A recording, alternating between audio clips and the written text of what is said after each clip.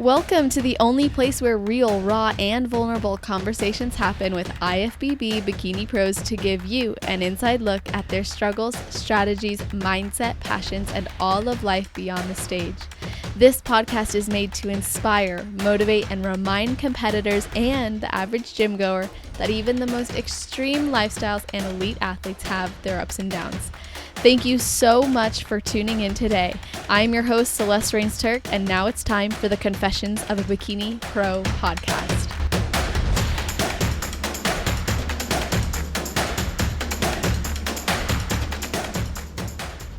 Today, we're going to be speaking with an ICU nurse from Florida who currently lives in Denver, Colorado.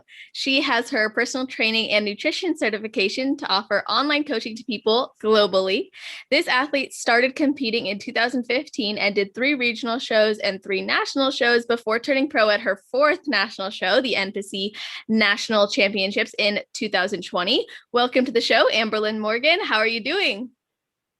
I'm great. How are you doing? Thanks for the introduction. You're welcome. I'm great too. Like I said, I'm excited that you're on, and I got to start by asking, is there anything you do or maybe a ritual you have or something you think about right before your heel hits the stage? Oh my goodness. I have been waiting for this question. So, like everybody else, we obviously, we're trying to get into the zone. I'm listening to my pump up music. I have a special playlist for that. I'll leave my AirPods in as long as possible. I usually shoot a prayer up to the big man upstairs, asking him to, one, please don't let me fall. And then number 2, for sure, just go out there and just have fun. I do this, just to have fun. And until it's not fun anymore, I just always want to show the judges, show everybody else, how much fun this is to me. I like that. So when you started your competition journey, you did really, really well. And then there was a break of time. And then you did your first national show and you placed 16th. And then you went on to place 9th at national championships in 2019. Then you placed 8th at Junior USA's, and then 3 months later, you won your pro card. So can you just walk us through your journey and how you were able to improve and persevere through these shows and based on feedback? Oh, absolutely. So my first show ever was in 2015. I actually was in nursing school at the time, and it was one of those situations. I played college soccer, and obviously, anybody who has ever been through nursing school knows it is impossible to do anything else besides focus on nursing school. And so I had to quit playing college soccer, and I needed some type of drive to stay motivated in the gym. And so one of my nursing friends actually suggested bodybuilding to me, and I gave it a go in 2015, and I fell in love with it.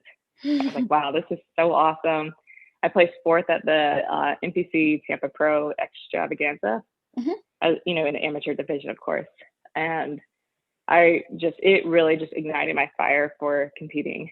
Well, I tried to compete again in 2016, and I started a prep. I couldn't finish it. 2017, I did the same thing. I couldn't finish it. So I was really starting to beat myself up and go, why am I doing this? And I didn't really have a strong why. And I feel like that was one reason why I was able to kind of throw in the towel so easily, those 2 preps. There was a lot of stuff going on in my personal life. I was going through nursing school. And at that time, I just had to kind of recalibrate and reprioritize where I wanted to go with the whole competing thing. In 2018, I joined forces with an amazing coach, and they taught me all about macros. And that was more realistic for me because I was able to kind of adhere to macros versus a strict meal plan. I did really well with that team that I was with. And I was able to place 1st at a local, a regional show in Miami. At that time, I went on to compete at junior nationals in Chicago, and I didn't do well. That definitely hit me pretty hard because I think as much as everybody's like, oh, we do this for the love of competing, it still hurts when you place, you get last call, it's dead last. Yeah. And so for me, it was kind of one of those situations okay, where do we go from here? And it definitely took some time away from the stage a little bit. And again, like, I had to dive a little bit deeper into my why. My why was pretty good at this point, but it needed some more refining before it could really become something good. I decided to break away from that team that I was with at the time and then join forces with my current team, which is the pros, with Whitney Jones and Damian Segovia out of Gilbert, Arizona.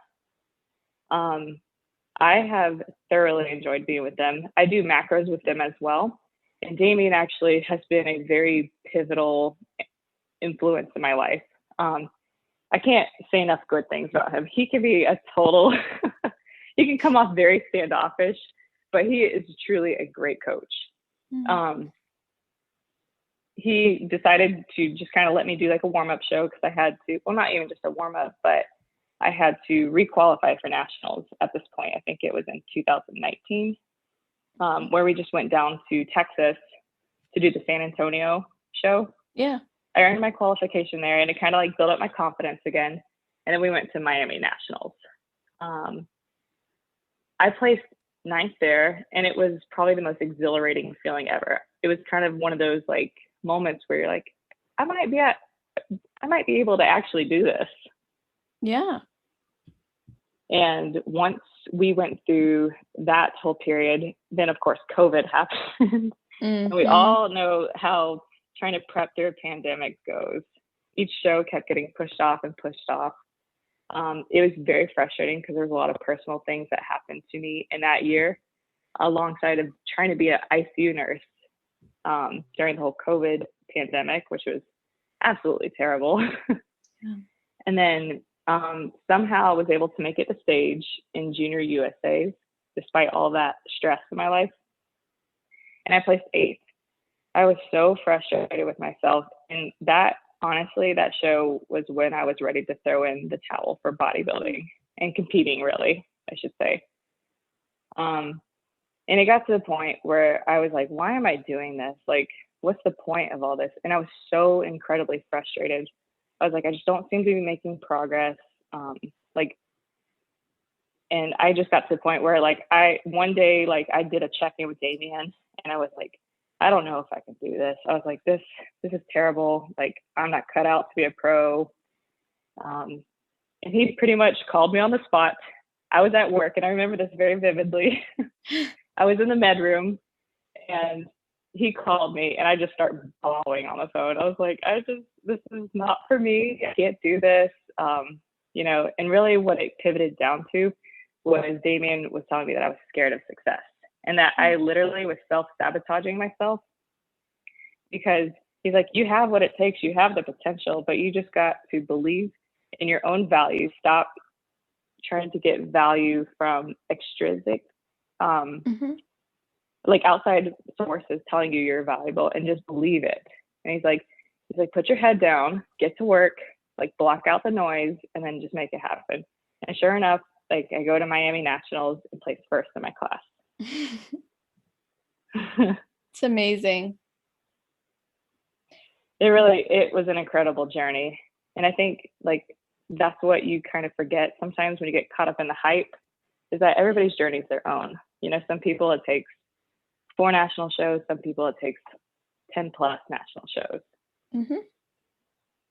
That is so true. And I know a lot of girls who have been prepping over and over and over again for national show after national show, and they've felt similarly to how you do. Like, I'm not cut out for this. What if this isn't for me?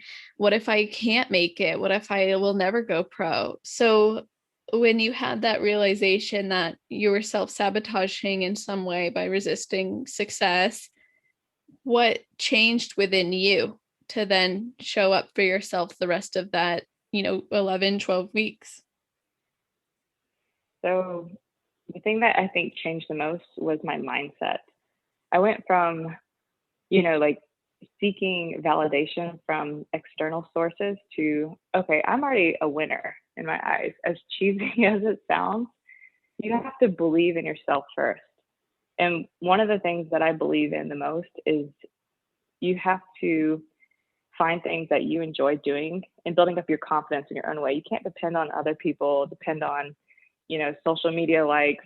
You can't depend on people cheering you on the whole way, because that 30 seconds you see me on stage, like that's when people are going to start cheering you on the most because you look the best there, right? But they don't support you through that, 10, 11, 12-week prep like you would expect. So I think what changed the most for me was just trying to shift my mindset. I started meditating almost daily. Like even if I only had 5 minutes, I would just spend a few minutes just kind of working on breathing, keeping myself calm. I try to get rid of toxic people out of my life that were very draining and negative. And then I started writing letters to myself. And I have always been somebody that journals just to kind of get all the gunk out of my brain. But I started writing like future letters, like congratulating myself and telling myself like, oh, like congratulations, you finally won your pro card. You must feel amazing in this moment. That's beautiful. So you did a lot of mindset work to support you in your physical efforts and physical results so that you could actually ultimately fulfill this dream of yours. And you mentioned in 2016 and 2017, you had tried to prep again, but your why wasn't strong enough. So what was your why then compared to now? I think my why then was I was seeking approval from external sources because it was a cool thing to do. Mm. And I think a lot of that comes with maturity. I think at the time, gosh, it's so weird now, like thinking about like how it was only like 3 or 4 years ago, but there was a huge mindset shift now, like at 27 years old, of now, like I do this because it's fun. I do this because there is a level of discipline that needs to be achieved to be successful in the sport. And that for me is very fulfilling. Mm-hmm.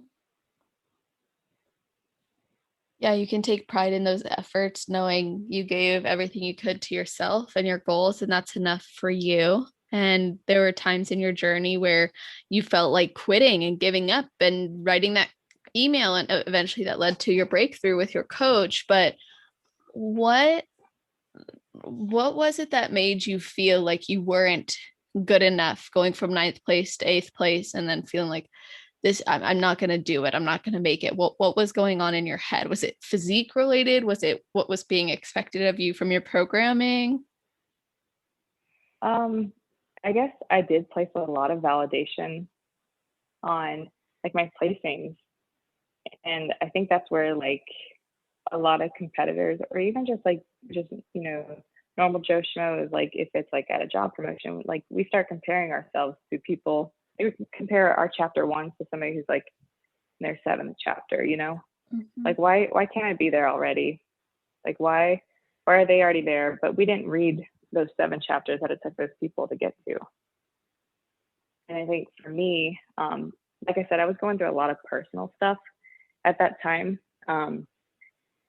I recently got a divorce, and like one of the reasons that led to the divorce was that my husband that I was with was very toxic for me. He wasn't very supportive of my dreams, and it's not that he was a bad guy. Like I don't want to, throw shade on him per se, but we just had very different mindsets. And a lot of times, like not getting that support from somebody who's supposed to be closest to you, it really does a number on your mental mindset, because it almost makes you feel like, oh, I'm wasting all this money. Like you're never going to be good enough. Like, why do you go to the gym? Your efforts clearly aren't paying off. And he was like ultimately one of those toxic people I had to cut out of my life because he didn't see the value in me as a person. Yeah. And almost as though it was reinforcing that idea of, unless the result is there, the journey or the commitment isn't worth it. And you were in this phase where you were realizing the opposite was true and you needed to focus on that. And it sounds like you realized a lot of things in that year. And of course, that can be challenging too, letting go of a relationship. But yet it freed you. You said it was one of those toxic things that you had to get rid of in order to be better and to support yourself mentally. So what did you do to spend time reflecting and rebuilding your spirit and zest for life? Because you had posted that for a while it was really hard for you to feel you had purpose. Yes. And I think a lot of it was I just had to find things that felt like sunshine for me. Like I have a sunshine list. That's awesome. What's on So, it? like for example, well, for example, sometimes it's really small things and sometimes it's really big things. Small things being listening to my favorite 17 songs over and over because you know those songs just hit every single time you listen to them. Like, Oh my gosh, you're gonna need like to add to our playlist. oh gosh, I have some good ones. Like if there is a perfect job for me, it is being the hype man for songs The selection. MC, Yes, DJ. for sure. That's my next job. Okay. Okay. That's definitely one of them. Spending time with friends and family. That's a huge one for me. I'm very community oriented. And so just finding people who have the same mindset, the same positivity, trying to listen to more sermons, going to church more frequently. For the longest time, I had gotten away from religion and kind of fell into like a dark spot. And I just started moving back towards that. And I think that helped me a lot. Definitely working out. Working out has been huge for me. It's always been a big therapy for me. Mm-hmm. Playing soccer. Like there's an adult league out in Colorado. So when that got shut down with COVID, I was really sad that I couldn't play anymore. I bet. Trying to think what else I usually like to do. Reading. I'm a huge bookworm. A lot of times for my fasted cardio, I'll read instead of listening to music. That's cool. Do you like reading So, fiction, nonfiction? oh gosh, I'm all over the board with that. I do like self-help books. I think those are great. I love business books. I do like an occasional like romance novel, they'll get sucked into that. That's awesome. So you really had to figure out what was gonna make you happy and feel closest to yourself and closest to others and to God, and making sure that you felt you were getting fulfillment out of your life and out of this journey that you were on, despite the challenges that you were facing. And taking care of your mental health has always been important to you, but you found yourself slipping to old ways. And I was curious if you could share what you think other women who are going through divorce might benefit from knowing or hearing about your story that you're willing to share. Well, I will say divorce is no easy. It's the worst thing anybody could ever go through. It would almost be better that somebody died because they're gone versus, like being alive and being present and realizing like this person that was supposed to be your best friend is no longer a part of your life. And, it's really hard to go from knowing everything about somebody to now like you're trying to move on and start dating people. And then you got to ask what their favorite color is. Yeah. You know what I mean? Right. It's a start over. I think the biggest, just to clarify, like with the question is like you're asking like what people would gain from hearing my side of things. Basically, what's something you could share about your experience that could help a woman out there who is going through a divorce and is struggling or finding it difficult? I would say the biggest thing is realizing that it just takes time.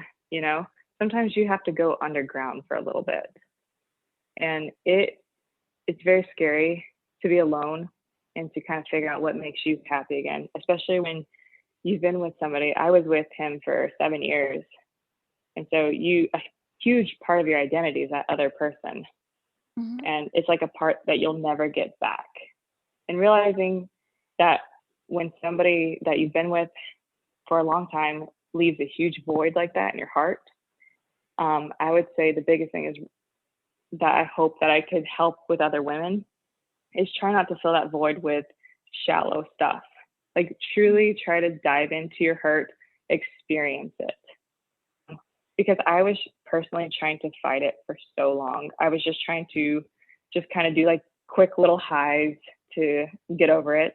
But really like what I needed to do was settle into the pain and just experience it. Because I feel like once I started to do that, I actually started to heal faster. Because I'll tell you, like the thing about like my ex-husband was, like I said, he was a good guy, but he made some mistakes. He was not loyal to me. And I tried for over a year to make things work, especially with the whole COVID thing. You know, I could have been that person that's like, okay, we're going to separate during the hardest like global pandemic of our life. But, you know, I decided to try and work things out. And I think in that I lost a lot of like my value to myself, because one of the biggest things that I emphasize in a relationship is loyalty, and feeling betrayed like that, I felt like that's where I began to lose myself. And I feel like for women to hear that side of the story, they have to realize, like, you know, like the things that happen to them or people not being loyal to them is not their fault. And that took me a long time to realize. And then, like, you know, as far as like my sunshine list, doing things that you enjoy, things that make you happy and make you feel good. Like some days, like you literally can only focus on one task at a time, and that's okay. And people need to know that.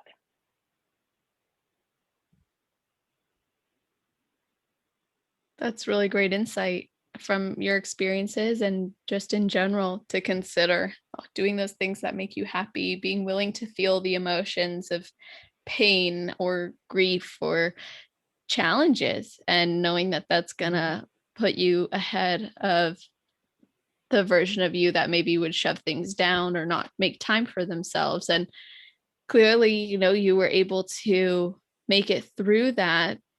Do you find that you're reconnecting to yourself and your values and who you are and what you want from a relationship, or has that been difficult still? Oh, absolutely.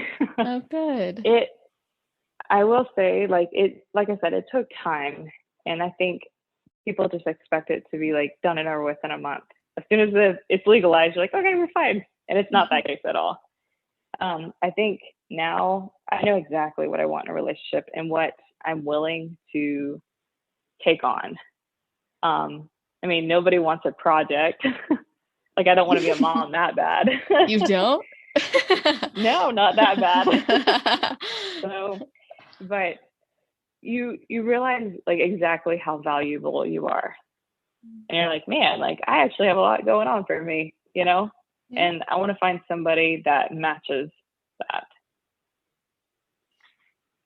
Beautiful. And you deserve that. Oh, thanks. And more. You're welcome. Oh, there you go. You're welcome. Seriously. And just, you're so open, and that, you know, means a lot. And the fact that you have opened up about that and shared that, it can be difficult, but because you're doing that, I know there's other women out there who are listening and thinking, wow, I can make it through that too. Or here's my sunshine list, and here's what I'm going to do to prioritize myself. And here's the standards I now have or expect in a relationship, and where I'm willing to budge or not budge, or accept or not accept, because you've found that value in yourself and really connected to you. And you mentioned that, you know, this was a tough year, and on top of that, competing and working as an ICU nurse. So I'd love to talk a little bit about how your goals as a competitor may be intertwined with your work as an ICU nurse. And you'd been going to school to become a nurse, and this was at the beginning of your competition career, and you're now doing online training as well. So how do you balance these roles of your life of ICU nurse, online trainer, and competitor? Well, I mean, it's no easy task. I'll tell you that right now. But what I would say is getting a very clear routine in place. I do find that when I try to like work night shifts or kind of sporadically work here and there, it's just chaos. But what I have found is like, if I'm dedicated, like these are the 3 days I work as an ICU nurse. These are the days that I have my clients do their check-ins. And then I do everything through a Trainerize app. And so basically I'm able to two-way message them all day long if I wanted to. And there are times in the ICU where I do have a little bit of downtime, especially when I work night shift. And so instead of like shopping on Amazon, I would just create my clients' programming. And I would give like more detailed feedback and really try to provide quality coaching to them. Because fitness is more than, you know, your outward appearance. This is true. I think there's a lot that goes into it. And then as far as like everything else outside of that, I really just try to, like I said, just create a nice routine. I'm a creature of habit for sure. So like if I start to like deviate from it, I can tell, and I'm like, oh my God, like the whole world's crashing down right now. It's chaos.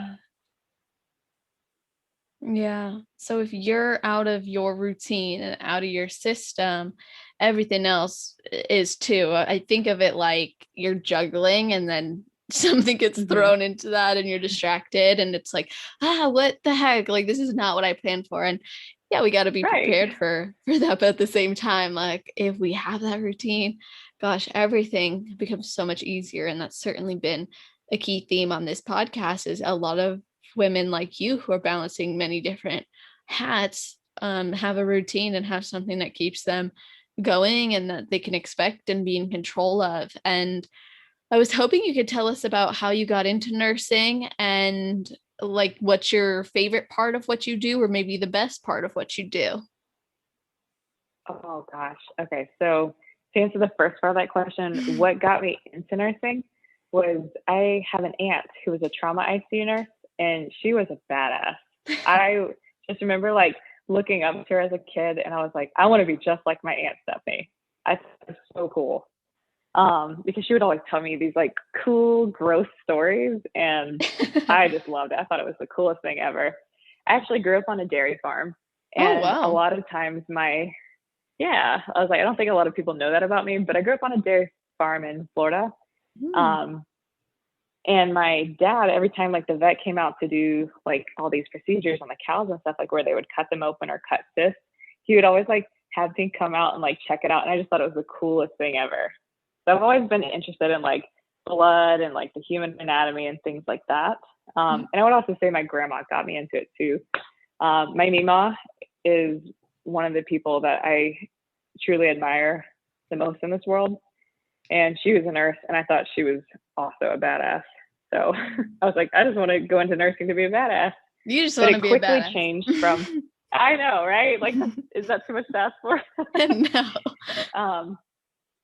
But I went into nursing, realized very quickly that it will take a long time to feel like, you know, like you're doing something good. I went through, and my first job was like on a tele unit, which God bless the people that do med surg work, because it was not for me, to be honest. It is very hard, and I respect those nurses highly, because you're juggling so many patients. It can be the most thankless job. And at one point, I was convinced that RN stood for refreshments and narcotics. So, and all my nurses out there know exactly what I'm talking about. But I did decide after like a year of doing that to transition into the trauma ICU. And I think that is where I found the most fulfillment. I remember being scared out of my freaking mind the first day that I like stepped foot in the trauma ICU. I was just overwhelmed. I was like, how can somebody be this sick? This is craziness. Yeah. And I remember just watching like this person, like from their admission date to watching them be able to walk again. Like, you know, people in the trauma ICU, they'll get hit by like a car on a bicycle and they're totally wrecked. Like they come close to dying so many times during their admission. Wow. And they're there for like 3, 4 or 5 months before they even are like a candidate for getting out of the hospital. So what was really fulfilling to me was when you finally get to see them take their first step, or they finally like get the ventilator removed, or they finally wake up out of this medical coma that we've had them in. For me, that was the most fulfilling, was seeing that this person who was like so close to death is finally like given a second chance at life. And it's so inspiring. That is very inspiring. And to know that your work is making that kind of an impact on someone's life and you're part of it and you're able to be present for all of those things is, I mean, I imagine very rewarding. Yeah. It definitely makes me appreciate life so much more, having that unique perspective of people's worst day of their life ever. Mm-hmm. It makes me go, okay, like if something inconvenient happens to me, like a flat tire, I'm like, this is not the worst thing that could happen. Yeah, that is true. There's a lot of heavy stuff we face in life that other things don't sting as much as maybe they would if we hadn't experienced or seen those other things. Absolutely. How do you support yourself emotionally when you're in literally at work and you're in the ICU and you're facing these challenging situations? I honestly, you have to have a good support team within my, especially like now where I work in Denver. I really like my coworkers. They are amazing, and you have to lean on them because they're the first and foremost the people that are going to understand you the best. They're going to understand the crazy terminology, and they're going to understand like your stories a little bit more than like your sister or your mom, because they're going to be like, oh, that sounds terrible. Can you stop talking about bowel movements at the table, please? Or how this chili looks like something you dealt with today. But you have to emotionally take care of myself. You have to be able to have that psychological air from like your coworkers, and you return the favor to them, because it actually helps me to like, oh, I'm not the only one that feels this way. And on your days off, you have to leave work at work. Like as soon as I clock out, I have to leave it there. And that was a struggle for the longest time, but I think now I'm able to compartmentalize it so much better. How do you do that? Well, for me, I definitely make sure that I take care of myself. The sunshine list, I will refer to this the whole podcast. I have to do things I enjoy outside of work, because if I don't recharge myself outside of work, it'll be really hard to come in with a fresh mind and a fresh slate to be able to care for people at their worst. It's like hard to pour from an empty cup per se. Right. Yeah. And this might be a strange question, but this is my somewhat curious, I guess, psych-focused mind wants to know if you've ever had any sort of like vicarious trauma experience. Like where you've witnessed something, like you've witnessed something, or you've had someone come in and then you can't stop thinking about it and you're almost experienced like a bit of PTSD from it. It's constantly in your mind, it's haunting you almost. Yes. So there's been multiple occasions, especially when I worked in Florida in the trauma ICU. I work in a medical ICU now, and it's much nicer, but the trauma ICU was very rough, because I do remember a couple of specific scenarios where I would just go home and I would just cry my eyes out, because I just felt so helpless.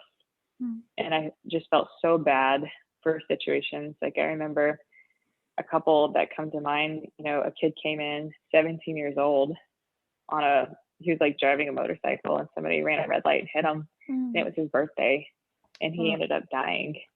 No. And it was one of those things, like you're telling the family, like he was alive in his state, like we kept him alive, but he had so much trauma to the brain, like he was not going to survive. Yeah. And the worst thing that I cannot stop hearing, and I had nightmares about it for weeks, was like hearing the moms cry, like just that wailing sound that they make. It's just, it was rough. And there's been like multiple situations like that. And especially like kids, those get to me the worst. because they just barely experience life. Mm-hmm. Yeah, that is traumatizing on many levels. Obviously, for the people going through it, and then you're experiencing it in that moment. You're having to deal with that, and that's not an easy task. You're, as a nurse, you're doing more than just maybe what most people expect nurses do. Mm-hmm. What would you? Yeah, go ahead. Oh, I was just going to go ahead. Oh, I was going to ask what you would tell someone or other nurses out here, because I know there's a lot of competitors are nurses. I've noticed this. I've worked with a lot of nurses. It's awesome. So if someone's listening, they're aspiring to be a nurse, or maybe they are a nurse, what's something that's helped you maybe in those moments to find your peace or find your center? I would definitely say, if you can, and I know it's difficult as a nurse, take your breaks. I don't know why nurses wear the badge of honor of not taking a break in 12 and a half hours. Literally, there's nurses that'll brag about it every single day. I haven't drank any water, I haven't peed, and I haven't taken a break. And I'm like, why? Oh no. Yeah. There's no honor in that. There's like, why would you brag about something like that? That's terrible. And I feel like doing that, for 3 days in a row, like, that's going to beat you down. I would definitely say, like, lean on your people, like, make, your work wife, like your work wife, somebody that you can go to quite literally, because you're going to use them for all kinds of tasks. My nurses know what I'm talking about. But for sure, have a work wife. And definitely take your breaks. There, like I said, you need those, even if it's just 30 minutes off the floor, so you're not hearing alarms go off and getting fatigue, because compassion fatigue is a real thing. Mm-hmm. And then definitely taking your PTO. Like, do something cool, leave work at work. Those would be my top 3 pieces of advice. Great advice. Awesome. Thanks. It's helpful for me as well, just not even being a nurse. Like, yeah, I should take some more breaks and relax a bit. And that compassion fatigue certainly does kick in. So let's talk about how you were able to make this maybe work within competing, because for a while you had to really shift your priorities and you put nursing school mm-hmm. first, and then you started on this run of shows in 2019, 2020, even through the pandemic. And at some point, you realized, okay, I got to keep going. How did you know that you could prioritize it? For me, bodybuilding has definitely been able to reveal a side of myself that I didn't think I could push to do certain situations. And the cool thing about bodybuilding that I love so much is that you develop a level of discipline that not the general public understands. And so that I've been able to carry down very different avenues of my life, whether it's like my career, my personal relationships, because there's days where you're just tired and you don't want to give the effort. But for example, in bodybuilding, when you got to do like those long cardio sessions, or you're eating a very, small amount of food compared to what you would like to eat, you have to be able to flex that discipline muscle. And there's times like in nursing where like I should do something, but I don't feel like doing it, but I'm going to do it anyways. And I feel like that has become second nature to me because of bodybuilding. Yeah. And I even do the same thing in relationships. There's times you don't want to spend time with family members because you're too tired, or you don't want to make that phone call. But at the end of the day, like, you do it and you have so much more fulfillment because you go out of your way and you prioritize things that truly matter. Yes. And you're really close with your family. So you said you grew up on a dairy farm. I think that's so mm-hmm. interesting. Was this your family's dairy farm? It was. Wow. Okay. And what's your family dynamic been like since you were little? I know you went through some different things. So if you're, still open to sharing that, that'd be great. Yeah. So basically, like, we grew up on a dairy farm. I did the whole 4-H and FFA. I know that surprises a lot of people. You did the what? But the 4-H and FFA, like I used to show cows at a state fair. Wow. That's so Yeah. cool. Oh my gosh. I know. Did you get rewards and stuff for it? Yeah, I won a couple times, so super awesome. That is awesome. But we grew up on a dairy farm that was owned by my family, and it was always like our family's dream to always like be this one big happy family. My mom, it was her side of the family that owned the farm, and then my dad joined forces with it. Mm-hmm. So my mom is one of 7, and then like half the family owned the farm. And to dive in kind of like what we were talking about prior to all this. So my family went through a pretty nasty divorce, my parents specifically. Mm-hmm. I think I was like 13 or 14 at the time. And I was raised as a Southern Baptist, and I don't know if you know anything about that at all. Yeah, a little bit, but you can explain for listeners. They do not believe in divorce. And it was something that they just could not wrap their heads around. And so it was a very nasty situation growing up. Pretty much my Mima and my Peepaw, they kind of took themselves out of the situation. My aunts and uncles that were a part of it, like started like becoming very mean to us. People at the church were very mean to us. And, you know, at 13 years old, we're like, why are you being mean? Like, I didn't do anything. And so that's kind of like what pushed me away from God for the longest time, to be totally honest with you. I was curious about how you felt about your faith. Yes. To be honest, I had it like when all that was happening, it was the first time I stepped into church was when I was 20 after that. I didn't go to church for like 7 years. What kind of church did you go to when you went back? I went to it was like one of like the new age churches where they are much more open. You can wear jeans to church. You can wear your work outfit to church. It's just a very non-judgmental atmosphere.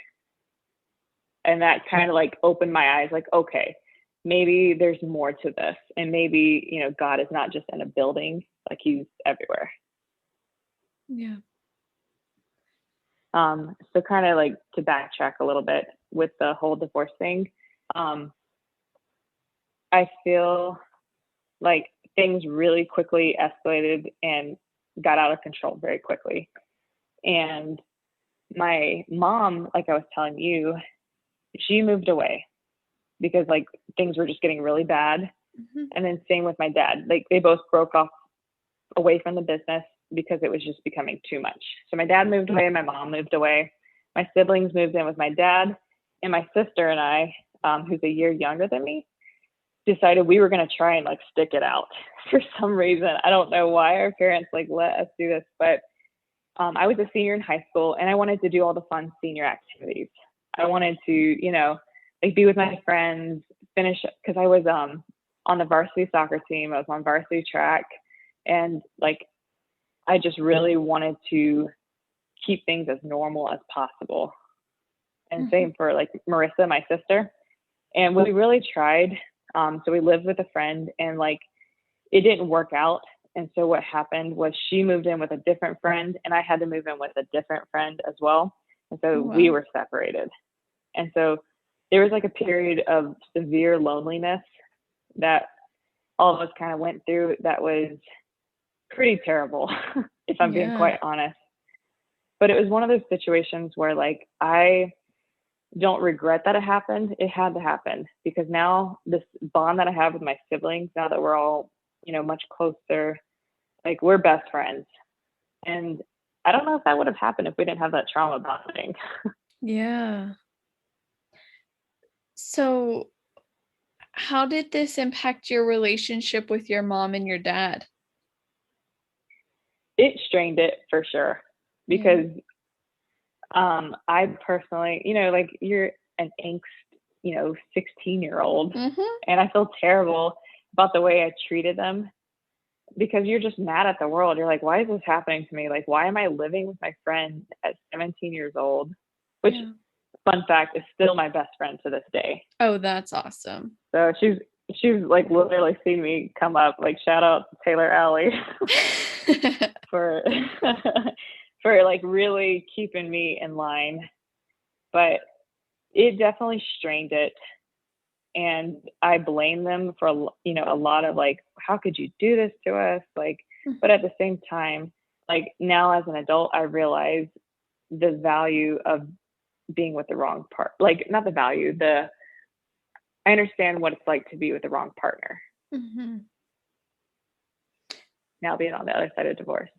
Yeah. So on some level, you have gained maybe a deeper empathy than before. Oh, for sure.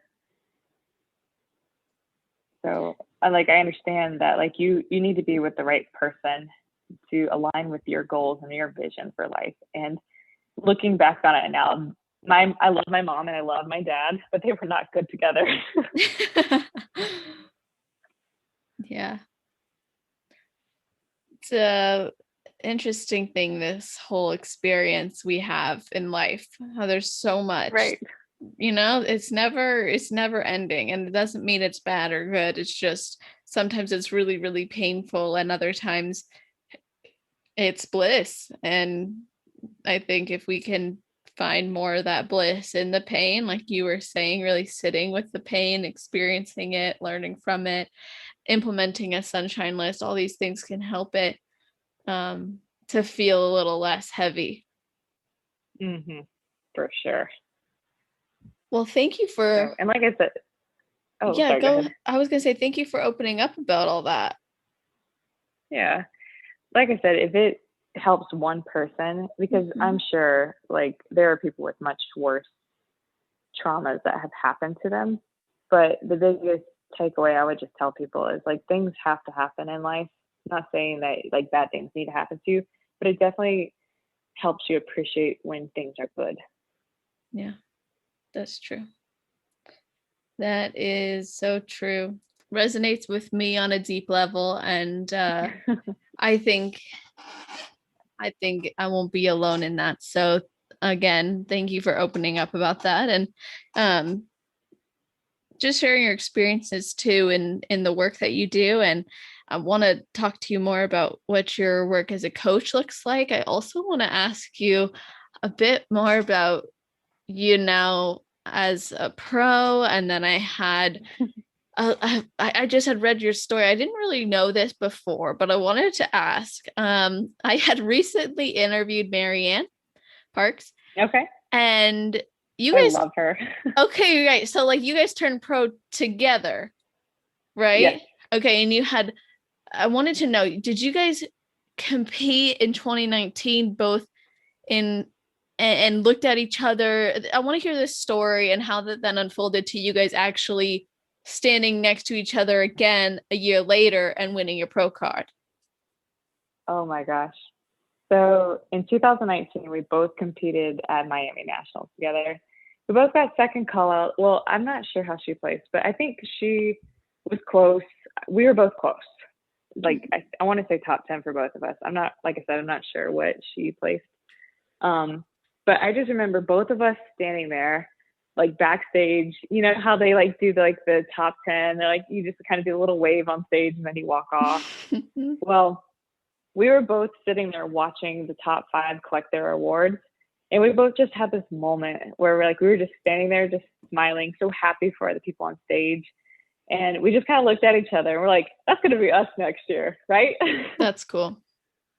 And it was just such a cool feeling, like just to connect with somebody like that. And then come back in 2020 and then realizing we were standing next to each other on stage. And we're like, oh my God, is that you? And we're like, yeah, that's me, girl. And we're like, we're going to turn pro. And it was just such a cool feeling to experience together. So that was more serendipitous than planned. Yes. That's crazy. It's just funny, like how it all like just kind of worked out. Like we manifested it in that moment without even realizing it. Literally. Ooh, I got chills. That's crazy. Oh, that's so cool. And it's not like you guys were like super close and talking throughout your preps, I'm assuming. You just kind of realized, oh, we're here again. Yeah, like And it was just there. It was such a cool photo that was captured of us on stage. Like we were both just so happy for one another. Yeah. And like we were holding hands as they were about to call, you know, like the runner up and the winner of Miami Nationals. And it was just such a, like we just looked at each other. We both just had chills. We were like, this is so awesome. Like we dreamt of this moment together. And here we are, just the two of us going pro together. That is an amazing story. I got chills like 5 times. Seriously, like they just kept going because I'm like, wow, that is amazing. That not like that. I'm speechless because like that can happen, but it's not normal. Like it obviously can happen because it happened to you guys. I've never heard anything like that before. I feel like that would be such a great, like that's such a wholesome story for the IFBB and the NPC. Like what actually happens, like what's created. Even there's girls who I've seen at a show or I've seen at a hotel, we're all at the same show or whatever, and then you'll run into them again, or you'll see them go pro at a show, or you'll see them end up, competing again. It's just fun to cheer each other on, even if it's not like always the deepest at first. The connections can get stronger, and I love that story. I wanted to ask you because I was like, I don't think that anyone has ever had a story like this, and of course it's so cool and it's special and it's unforgettable. So I hope if Marianne listens to this too, that she appreciates it. And I wish I had known when I interviewed her too, but it's perfect because I literally just talked to her. So anyway, since going pro, you've announced that your goal is to become an Olympian. So what do you personally feel is required of you to get to that level? Oh gosh, yeah. That was super scary, first of all, like just putting it out there. Yeah. But from past experiences, I realized that if you have the courage to put it out there, then you can attract that to happen to you later on, no matter how long it takes. But what needs to happen, I've been talking with my coach, and like I said, this year has been pretty difficult because we've really been like I've been going through the divorce. And so mentally, like I definitely have been challenged. I've been super challenged trying to prep for a pro debut. We actually were trying to prep for a show in May, and it just wasn't working out because mentally I was just a basket case. Yeah. I couldn't focus. And like, to be honest, like all I wanted to do was just come home and eat my feelings. Yeah. Most nights. Did you? But I sure did a couple of times. There is a few, and the only thing that is going for me is like, I just have a great metabolism that I've worked really hard with Damien to create. So it was like a drop in the bucket, and I'm consistent, all throughout the year. So honestly, a couple of nights here and there where I just ate my feelings, it was just considered a massive refeed. Yeah. As long as you're at peace with it. I was there. I will say, like, I'm going off like on a tangent here. It's okay. But I will say that if you're going to like cheat on your diet per se, the last thing you need to do is beat yourself about it. Let yourself just enjoy it. Like your body's gonna, especially if you're consistent year round, just enjoy the calories, enjoy what it's doing for you in the moment, and then realize like that's not the Band-Aid you need to use every single time. But all your serotonin is produced in your gut. So if you tell yourself it's a bad meal and you make yourself feel guilty and you still eat all the food, it's not going to do you any good. Just get up the next day, get a great workout in, and things will be okay. That's very true. I had done this like post, and I teach this to my clients, like, and it obviously, but your parasympathetic nervous system responds differently in reference to how you feel about the choices you're making with food and your stress response. So it's best to just be at peace, which is why I asked, because I'm like, I wonder how you felt in that moment, because I know you had struggled in the past with like post show and the binge eating. And so I was like, okay, it's interesting, but it sounds like your journey is very different and your perspective is very different now, where that's changed so much that you can have a moment where you're just enjoying yourself or eating something for the experience and then moving on. Oh, absolutely. You have to. We can't be robots all the time. That's unrealistic. So I'm a big advocate. I always tell my clients, fitness needs to fit into your life. We can't always expect to be perfect, because there's so many times that we just want to enjoy a nice treat with our loved ones. And we should be able to. Absolutely. Like there should be freedom in that. And if you have a coach that's, I mean, unless you're like competing where you have to be very strict within a time frame, like you are allowed to be human and to enjoy food, you know? Yeah. Like what a concept. I know, right? Like, and we should enjoy our food even on prep.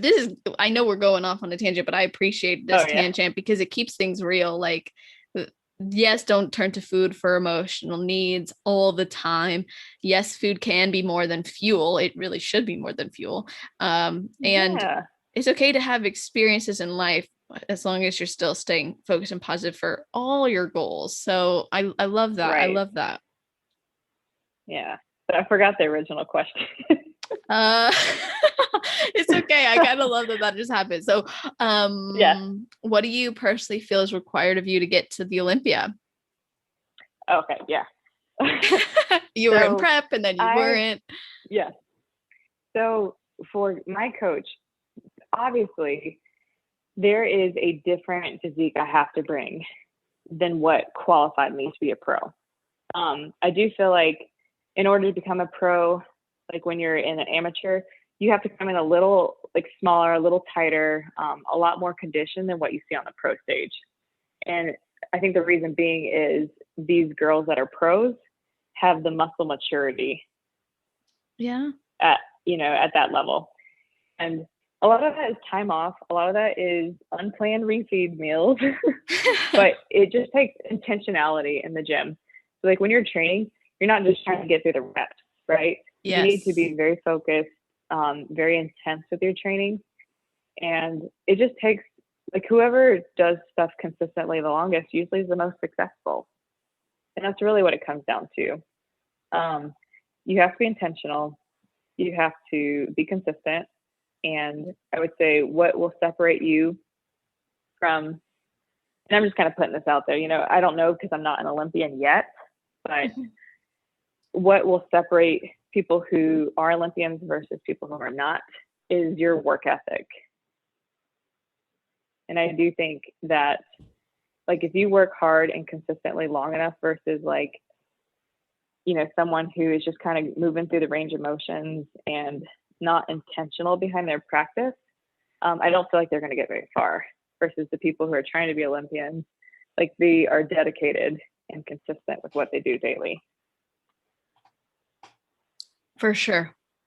So I can remember like when I first started fitness, I wish that I had been as intentional as I am now because I feel like I'd be so much further along. Right. And I'm like, what the hell was I doing? Like, why didn't I just like basically bulk and lift heavy and freaking focus on every rep? But, we learn. Yeah. We do. And, it's funny that you say that because I literally was like, oh my gosh, like the level of focus that I put into these last 3 years, like what if I would have just done that from the get-go? Like I could have cut my success time in half. Then we would have been like, we have no appreciation for how good it feels. Exactly.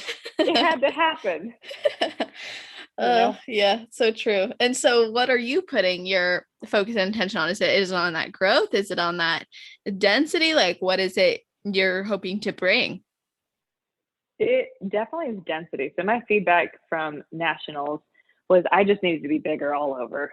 And so, what does that indicate? Time away from the stage, more food, less cardio, more, like just progressively getting stronger in your lifts. And that's exactly what I did. I actually linked forces with one of my very good friends, JT, here in Colorado. Mm-hmm. He wrote me a strength training program, and I honestly started training like a non-bikini competitor. And it was the hugest, that's not even a word. It was the biggest mind fuck for me, to be honest. Yeah. Because I was like, oh my gosh, wait, I'm not doing reps to 20. I'm literally doing low volume, like 3 to 5, and just progressively trying to get stronger every week. What? Yeah. Like powerlifting mode, power building. It truly was. Like there was a point where he's like I remember very specifically one of his because how like on your like training protocols you can like they write like what your intention of that lift is.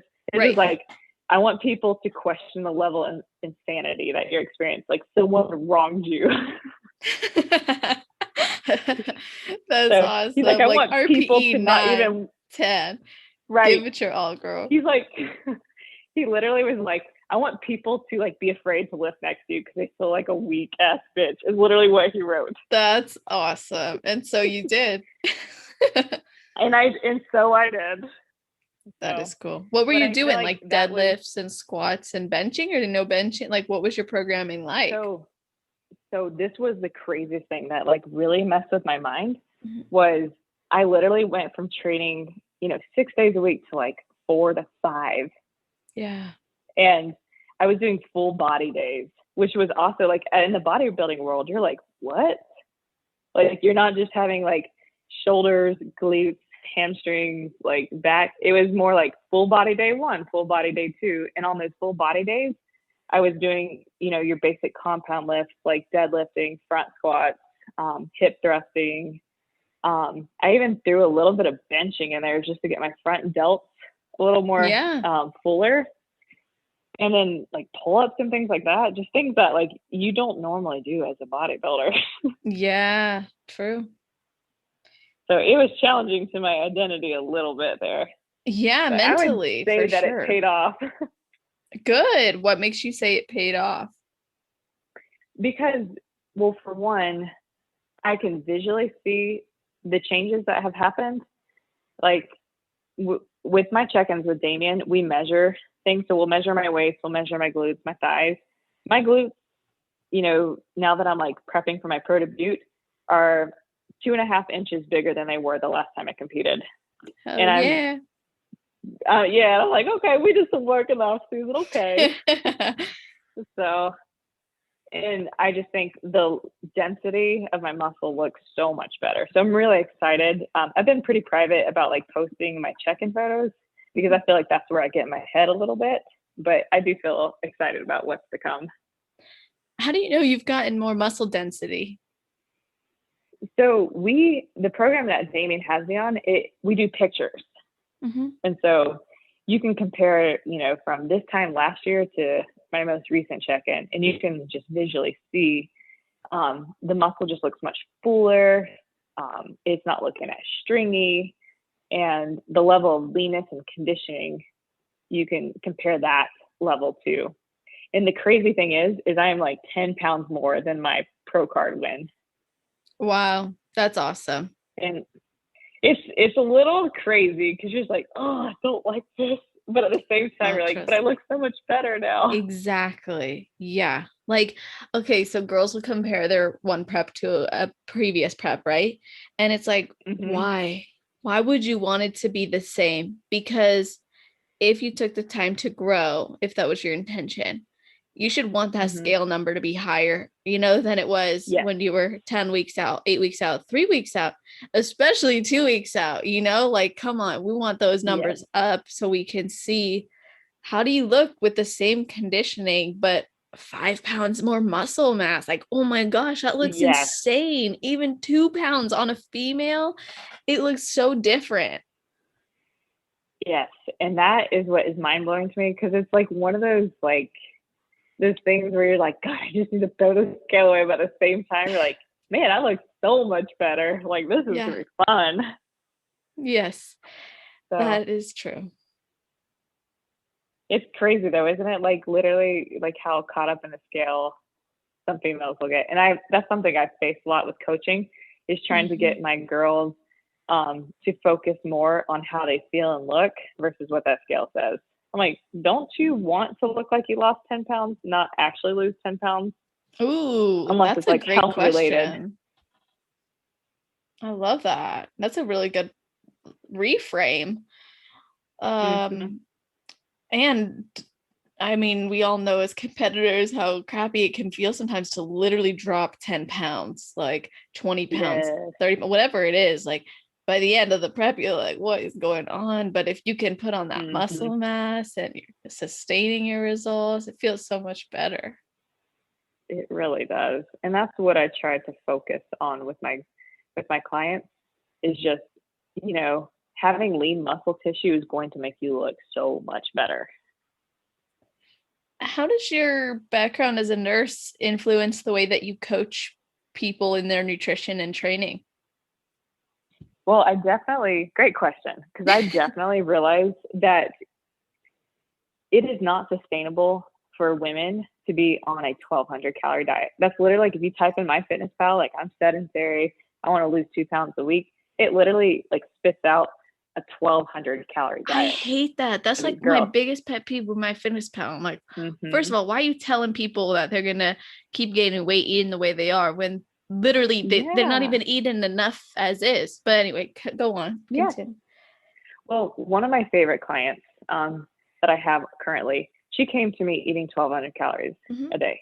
She was doing mass amounts of cardio, never wanted to stray away from strict eating, like eating foods other than like, you know, the very whole foods. And she wasn't having a period for like 7-8 months, something like that.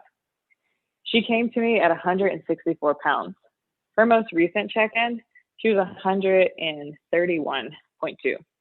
We've been working together for 6 months. She is now eating 2,200 calories a day. That's awesome. And she's gotten a period back within the 2 months that we started training together. And her cardio is very minimal, you know, just like enough to kind of like not make her feel sluggish.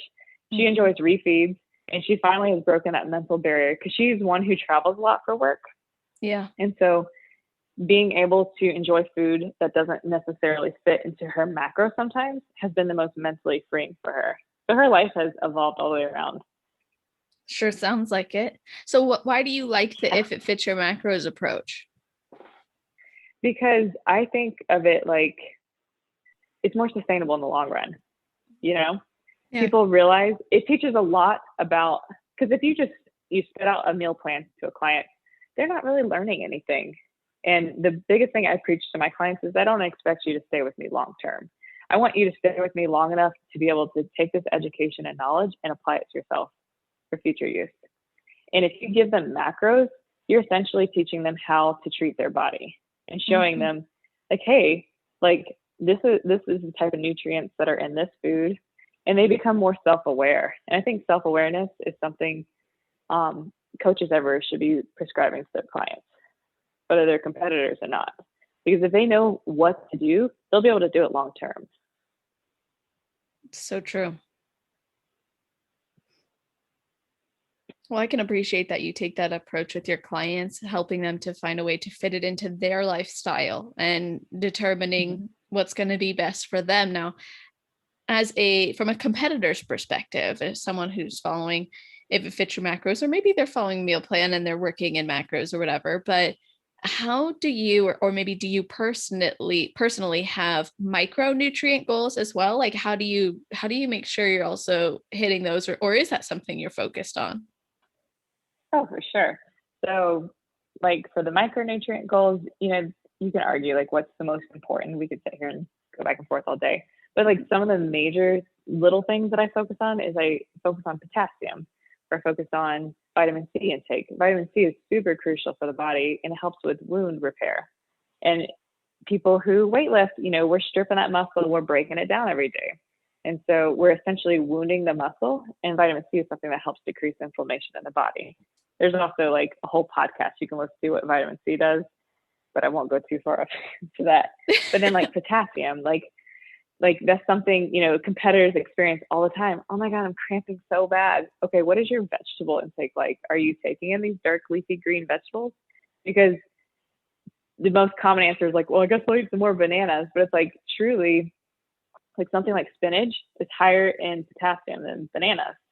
And that's something you learn through macro tracking if you compare the two foods.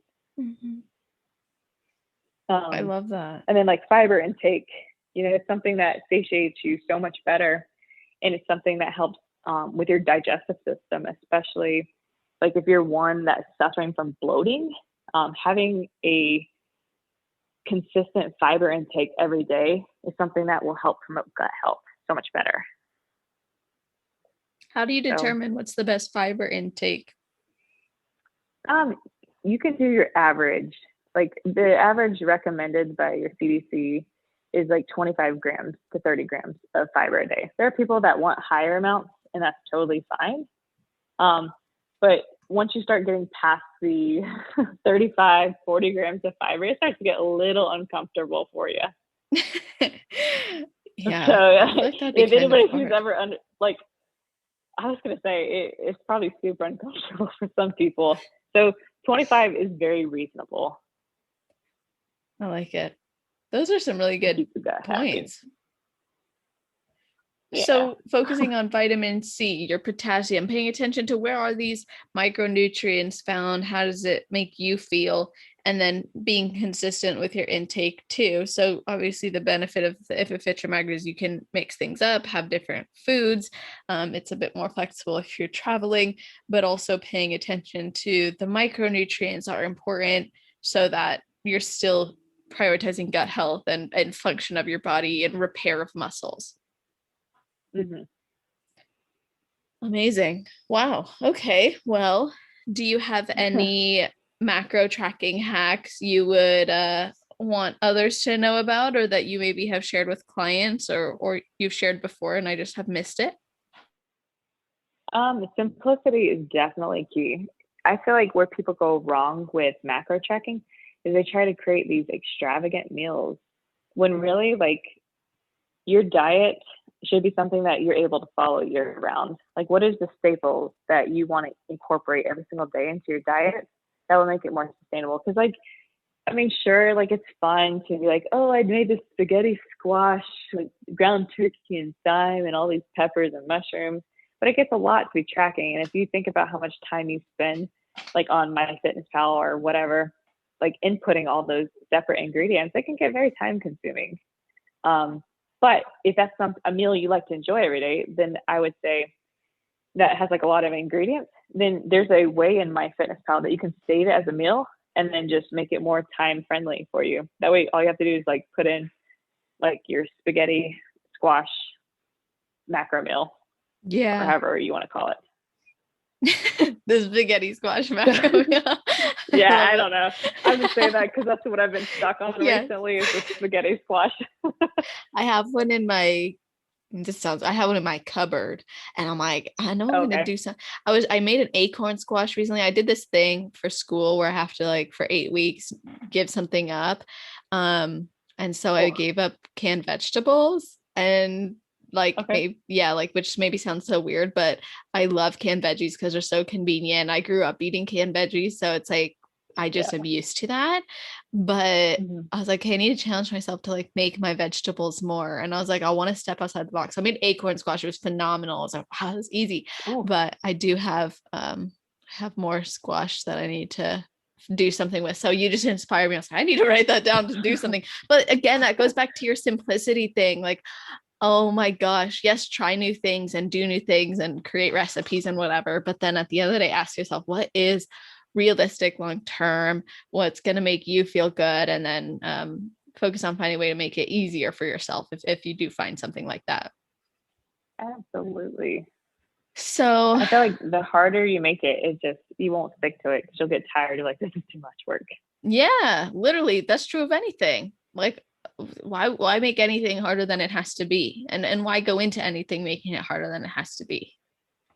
Yeah. Well, I've gotten a lot of great insights from you, and I'm sure other people are thinking the same thing. And although I've asked you for your advice for a myriad of different topics and situations, I was hoping you could leave us with your best advice for girls who have never competed before but would like to, and then the girls on their road to pro. Okay, so I would say for people who have never competed before but are interested in it, definitely do your research. If you're one that is just starting out lifting, I would suggest taking time to really get into the gym, get into consistency with nutrition and learning more about it. Because as we both know, competing is a whole different animal. I always tell people there are people that like to run and there's people who like to run marathons. And you have to enjoy running first before you could even consider running a marathon. Because if you don't enjoy going to the gym, you don't enjoy tracking food, it's going to be very hard to stay focused and stay committed when things get really hard, when you're competing and you're deep into prep.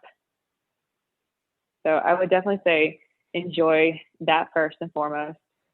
And then find a good coach. Your local coach is not always your best one. There's a lot of coaches that are still very old school mindset of, making you eat 50 carbs a day kind of thing, making you do 2 hours of cardio a day. And like at the end of the day, it's just not like competing is not healthy, but there are better ways to go about it. And so having a knowledgeable, experienced coach would definitely be helpful in that avenue. And then the second part of it for people chasing after their pro card, I would just say, like, I'll go back to like my own personal journey. You're going to get your teeth kicked in a lot. The competition nowadays is very competitive and people are just getting better and better. But if you're doing it for the right reason, and you stay focused on your goal and you don't try and compare your journey to somebody else's, you'll find so much more satisfaction in it, especially when you do get that pro card. I think thief is the comparison is the thief of joy. Mm-hmm. And this is it can be a very lonely journey. So you have to just be careful about comparing yourself to other people, because that can just make you feel even more alone. And you can't let a bad placing define you either. And I think that's what I was trying to do. So hopefully, girls listening to this realize that, hey, I may have placed 8th, I may have even placed dead last, but that doesn't mean you're not capable of becoming better the next time you compete.